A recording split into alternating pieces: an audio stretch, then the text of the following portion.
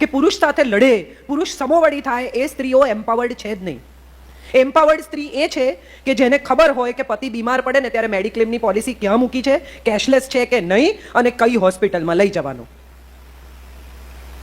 આ ખબર છે તો તમે એમ્પાવર્ડ.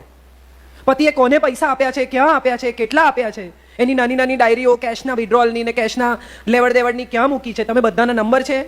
નહીં તો કાલે ઉઠીને જો કંઈ પરિવારમાં ન થવાનું થયું તો વિશ્વાસ રાખજો કે તમારી બધી સુંદરતા નકામી છે. તમે ગમે એટલા રૂપાળા હશો, તમારા લાખો રૂપિયા ક્યાંય અટવાઈ જશે અને તમને ખબર નહીં પડે. અને મારે પુરુષોને આ વાત કહેવાની છે, બૈરાઓનું શું કામ છે?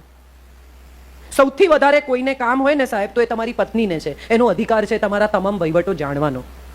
એને આ કહેવાવું જોઈએ અને કાયદેસર બેસાડીને કહેવાવું જોઈએ કે આ લિસ્ટ છે બેટા, અરે આ લિસ્ટ છે બેન, અહીંયા આ લખ્યું છે, આને આપ્યા છે, મને કંઈ થઈ જાય તો તને આ ખબર હોવી જોઈએ. કેટલાય લોકર્સ બંધ રહી જાય છે સાહેબ 20-20 વર્ષ, લોકો પહોંચતા નથી ત્યાં સુધી, કન્ફ્યુસ્કેટ થઈ જાય છે પૈસા. એવું વિચારીને કે બૈરાને નહીં કહેવાનું. ખરેખર હકીકત તો એ છે કે જો કોઈ એક વ્યક્તિ જાણવાનો અધિકાર ધરાવતી હોય ને તો એ તમારો ચાર્ટર્ડ એકાઉન્ટન્ટ નથી, એ તમારી ગૃહલક્ષ્મી છે, એ તમારી અર્ધાંગીની છે, એ તમારી જીવન સંગીની છે. કારણ કે કાલે ઉઠીને સૌથી પહેલા જો કોઈને જરૂર પડશે તો એને પડશે. આપણે બધા જ ક્યાંક ને ક્યાંક આ સામાજિક ઢાંચામાં સ્ત્રીને સેકન્ડ હેન્ડ તરીકે ટ્રીટ કરવા માંડ્યા છીએ. સ્ત્રી પોતે પણ પોતાની જાતને સેકન્ડ હેન્ડ ટ્રીટ કરે છે. કેટલી સ્ત્રીઓએ એવું નક્કી કર્યું કે હું મારી હેલ્થની કાળજી પહેલા રાખીશ. ની રિપ્લેસમેન્ટ કેટલી સ્ત્રીઓને આવે? એનું કારણ એ કે એ પોતાનું ધ્યાન રાખે જ નહીં. 30-32 વર્ષે તમે ફેર એન્ડ લવલી નહીં વાપરો અને સ્કિન ટાઈટ નહીં કરો તો ચાલશે, પણ કેલ્શિયમની ગોળી અચૂક લેજો. મેનોપોઝનો સમય શરૂ થાય ત્યારે મોટાભાગની સ્ત્રીઓ એ વિશે કશું જાણતી જ નથી. હોટ ફ્લેશિસ શું છે, કેમ થાય છે, આ તકલીફ કેમ થાય છે. ઘરના લોકોને બહુ પ્રેમથી બેસાડીને પતિ બાળકોને એવું કહેવું જોઈએ કે હવે મારી જિંદગીમાં 18 મહિના ખરાબ આવવાના છે. હું વાતે વાતે ગુસ્સે થઈ જાઉં, હું કદાચ સેન્સિટિવ થઈ જાઉં, તો મારામાં હોર્મોન ઇમ્બેલેન્સ થઈ રહ્યા છે, પ્લીઝ મને સહન કરજો, કારણ કે મેં મારી જિંદગીના 50 વર્ષ તમારા બધાનો મિજાજ સહ્યો છે. હવે મારો સમય છે, એક 15-18 મહિના મને સાચવજો. કેમ આપણા પરિવાર પાસે આપણે એટલી અપેક્ષા ન રાખી શકીએ? એને બદલે આપણે બધા એને સપ્રેસ કરવાનો પ્રયત્ન કરીએ. એને સપ્રેસ કરવાનો પ્રયત્ન કરીએ એટલે દબર જોરથી ઉછળે. ઘરમાં પુરુષો જમવામાં ન હોય તો મેં કેટલી વાર એવું જોયું છે કે સ્ત્રીઓ શાક બનાવે જ નહીં. આપણે તો ચાલે. શું કામ ચલાવવું જોઈએ? તમારી કરોડરજ્જુ પણ એટલી જ મજબૂત રહેવી જોઈએ જેટલી તમારા પતિની રહેવી જોઈએ. તમારા ઘૂંટણ પણ એટલા જ તાકાતવર હોવા જોઈએ જેટલા તમારા પરિવારના બીજા સભ્યોના હોવા જોઈએ. બલકે તમારી પાસે તો વધારે અપેક્ષા છે. આખા ઘરના લોકોનું જો તમારે ધ્યાન રાખવાનું હોય તો સૌથી પહેલી ફરજ તો પોતાની હેલ્થનું ધ્યાન રાખવાનું છે. વિટામિન્સ લે નહીં, બીજી કોઈ વસ્તુ, સૂકો મેવો કોઈ દિવસ ખાય નહીં, ફ્રૂટ્સ ખાય નહીં, દૂધ પીએ નહીં. આ એને બાળપણથી શીખવવામાં આવ્યું છે કે તું તો ત્યાગ, બલિદાન, સમર્પણની દેવી છે. હા, કરો ને, ત્યાગ, બલિદાન, સમર્પણ કરો. પુત્ર વધુ એમ કહે ને કે મમ્મી સાડી બહુ સરસ છે તો કહેવાનું લઈ જા દીકરા, મેં બહુ પહેરી છે. અહીં ત્યાગ આવે છે, અહીં ત્યાગ આવે છે. દૂધ છોડવામાં ત્યાગ નથી, બાધાઓ લેવામાં તો ક્યાંય ત્યાગ નથી, કારણ કે ભગવાનને તો કંઈ ફેર જ નહીં પડે તમે આઈસ્ક્રીમ ખાઓ કે ન ખાઓ. ભાત છોડી દે, મને ભાત બહુ ભાવે છે ને એટલે મેં છોડી દીધો, તો જ મને જે જોઈશે મળશે. બેવકૂફીની આનાથી મોટી કોઈ સીમા જોઈ છે? કંઈ છોડી દેવાથી કંઈ મળે? આ જ્ઞાન કોણે આપ્યું, કોને આપ્યું ને ક્યાંથી આપ્યું?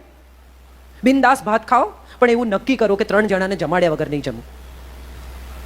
કોઈ 3 ભૂખ્યા માણસોને જમાડ્યા વગર હું નહીં જમું, આવું નક્કી કરો. આ બાધા છે. મારા ઘેર કામ કરતી બાઈ છે, એની છોકરીને કોલેજમાં જવું છે, હું 2 સાડી ઓછી લઈશ પણ એની કોલેજની ફી ભરીશ. આ બાધા છે. બિનજરૂરી કારણ વગરના દકિયાનુસી અંધકારમાં આપણે બધા જ વધુ ને વધુ ધકેલાતા જઈએ છીએ અને બીજાને ધકેલતા જઈએ છીએ. કેટલી બધી સાસુઓને મેં એવું કહેતી સાંભળી છે કે નાસ્તિક છે, દીવો નથી કરતી. કશો વાંધો નહીં, નથી કરતી તો પણ ઘરની બાઈની રોટલીમાં પણ એ જ ઘી ચોપડે છે જે આપણે ખાઈએ છીએ. મને માન છે એવી સ્ત્રીઓ માટે કે જે વેરો આંતરો નથી કરતી. સાહેબ, તમે વિચાર કરો, કેટલી સ્ત્રીઓ પુનર્લગ્ન કરે છે અને પુનર્લગ્ન કરે ને તો આગલા ઘરનો દીકરો હોય, દીકરી હોય, 100 માંથી 90 સ્ત્રીઓના સંતાનોને તો બહુ મોટી ઉંમરે ખબર પડે કે અમારી બીજી મમ્મી છે. એ સ્વીકાર છે સ્ત્રીમાં. પારકાના બાળકની માં થઈ જવાની તાકાત છે સ્ત્રીમાં. પુરુષને હંમેશા પોતાના શરીરમાંથી, પોતાના સ્પર્મ્સમાંથી, પોતાના વારસની અપેક્ષા હોય છે.